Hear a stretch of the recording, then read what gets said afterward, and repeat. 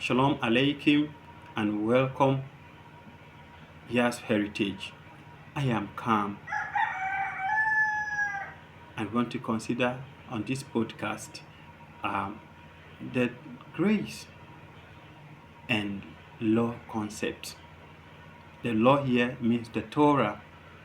The Torah is a righteous instruction given by the Most High to guide us on the way we should relate with Him and our fellow human being. In Galatians chapter 5 verse 18, what does it mean to be under the law? Does the Spirit oppose the law? Galatians chapter 5 verse 18 as well. Now these are the ordinances which you are to set before them. The Most High was instructing Moshe in Exodus chapter 21 verse 1, the instruction that he should give to the children of Israel, the one he has chosen. The Torah contains a lot of laws and commandments. When we talk about the law, we ordinarily think of list of rules and do's and don't. We forget that the Torah also contains all the stories from the creation through the days of Moses.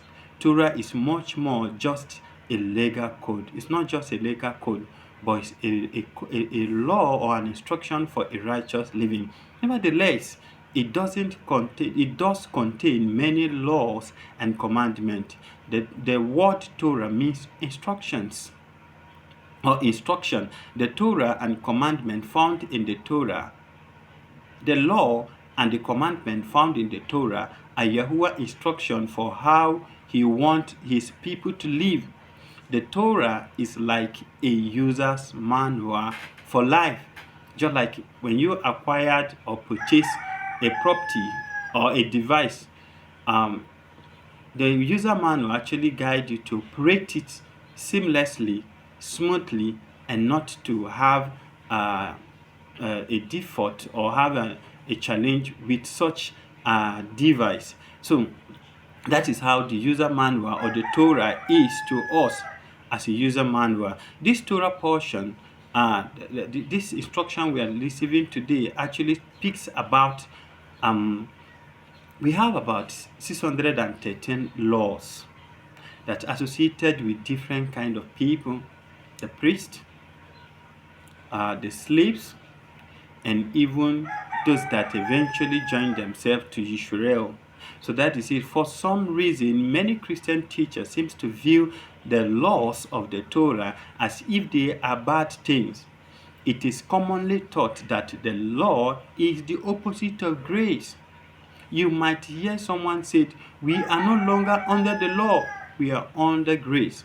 The implication is that anyone who believes in Yahushua, commonly called Jesus Christ, need not to be concerned with the laws in the Old Testament. The Old Testament is actually First Covenant. So the First Covenant that were given and by blood of animal, but is the renewed covenant, which you call the New Testament, is actually the blood by the Messiah, through which we are redeemed to the Most High. So we have this. Then we can call this ideal grace versus law. Let's think about the grace versus law idea. What do we mean when we say that we are not under the law? Does that mean we don't have to keep Yahuwah's rules? The 10 Commandments, which is summarized to be one, which means love. If you love somebody, you will definitely not hurt him. And the summary of the scripture, if you see in Mark chapter 12 verse 39 to 41, says the disciple or the emissary met the Messiah and asked him, what is the greatest commandment among them all? And he said, hear, O Israel, Yahuwah your Elohim, Yahuwah is one. You shall love your neighbor as yourself. So the summary of it all is love your creator, which I call Yahuwah. Yahuwah just is a Hebrew term that means I am existence. Nobody created him, but he actually created us. Then we are to do that and love the Most High and love our neighbor. That's the summary of everything. And once you can do that, you are doing the Torah, because he said, if you love me, keep my commandment, and if you love your neighbor, you will definitely not cause your neighbor a harm. So that is it. Then let's think about the law. Let's think about the grace versus the law idea concept is derived from the writing of Paul. In this epistle, it seems that Shaul, which we commonly call Paul, pit the two in opposition to each other. He often said things like, before faith came, we were kept in custody under the law, in Galatians chapter 3 verse 23. And if you are led by the Spirit, you are not under the law, Galatians chapter 5 verse 18. One might misunderstand this statement to mean that Christians do not need to keep the Torah, the Yahuwah's rules. So, of course, that won't be a boss. That will be a boss. Paul realized that some people might misunderstand his teaching, so he cautioned us not to oppose that grace gives us free rances to sin against the Most High. No, grace never gives. Grace just means the free gift. Like if you read Titus chapter 1 verse 11 and 12 in the scripture, especially the scripture 2009, you see that where the King James and other Masoret scripture translated as grace is actually free gift. It's a free gift that enables us to live above sin, not to live in sin. Let's see what Paul said, Shaul said in Romans chapter 6 verse 1 and 2. What shall we say then? Are we to continue in sin so that grace might increase? May it never be. How shall we who died to sin or wrong still live in it? No, we definitely not. Because when you are immersed into the water, you actually were buried in your sin and rising up with a glorious or extinct body, never to continue in your old nature, in your old life, but to live a life that pleases the Most High.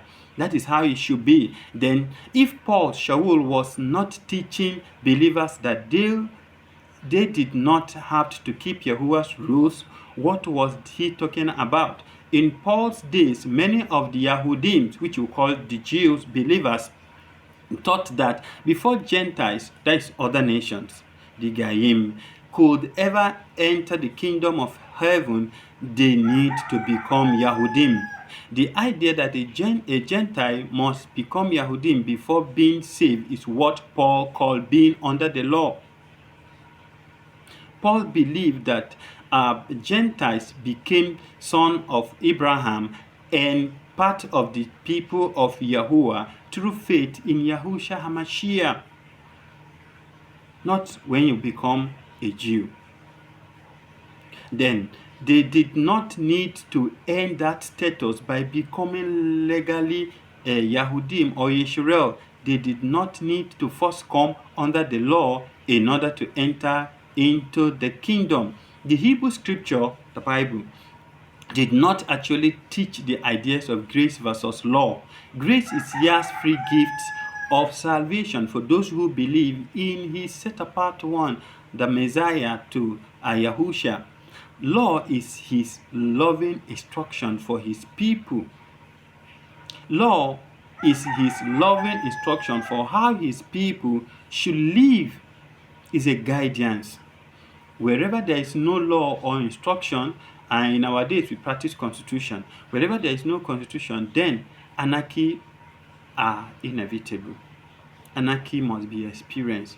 There is a state of disorder, orderliness. So that is it. The Yah's instruction, which is between him and humanity and individual as well, is a righteous instruction on how he wants us to live. And once you are not adhering to that, that means you are out of it. So that is it. Grace versus law is a false dichotomy. They are not opposed to each other. They are meant to work in pari passu. This can be compared to a man who adopted a son. After he had brought the boy home, he told him, in our house, we have certain rules. One of them is that you must always clear your dish from the table after eating. The boy began to flex. He reasoned to himself, if I do not clear the table,